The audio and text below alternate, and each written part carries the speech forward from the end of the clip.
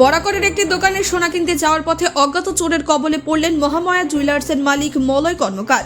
গতকাল রাতে প্রায় 9:30টার সময় দোকান বন্ধ করে বাড়ি ফেরার পথে তিনি নিজের স্কুটিতে একটি ব্যাগে দোকানের প্রায় 200 গ্রাম সোনা নিয়ে যাচ্ছিলেন।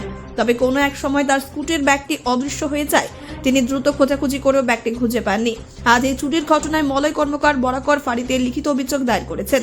অভিযোগে বলা হয়েছে, স্কুটির ব্যাগের মধ্যেই তার দোকানের মূল্যবান সোনা ছিল, যা এখনো উদ্ধার করা যায়নি। বরাকর ফাঁড়ির পুলিশ দ্রুত তদন্ত শুরু করেছে এবং চোর চিহ্নিত করতে কাজ করছে। এটি নিঃসন্দেহে এক দুঃখজনক ঘটনা, যেখানে দোকান মালিকের বিরুদ্ধে ঘটে যাওয়া এই অপরাধের পর এলাকার মানুষের মধ্যে নিরাপত্তা নিয়ে উদ্বেগ সৃষ্টি হয়েছে। स्कूटी में माल हम डिक्की में घुसा था। अच्छा। डिक्की में घुसा के फिर दुकान छोड़ के हम गुरानो गया। गुरानो स्टोर्स में तो पाउंडी खरीदने गया। पाउंडी खरीदने के उतरने टाइम शायद डिक्की का सीट लगा नहीं, तो उसमें अंदर मेरा बैग था। तो घर में आके देखा बैग नहीं है।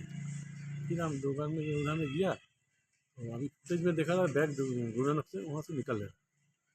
अच्छा, कितना उसमें 9 बजे 9:30 बजे। कितना का जेवर उसमें मौजूद था? उस समय हिसाब नहीं किया। क्या नाम हुआ दादा आपका? मोले कॉर्नर पुलिस को कंप्लेन किए हैं? पुलिस कंप्लेन हुआ।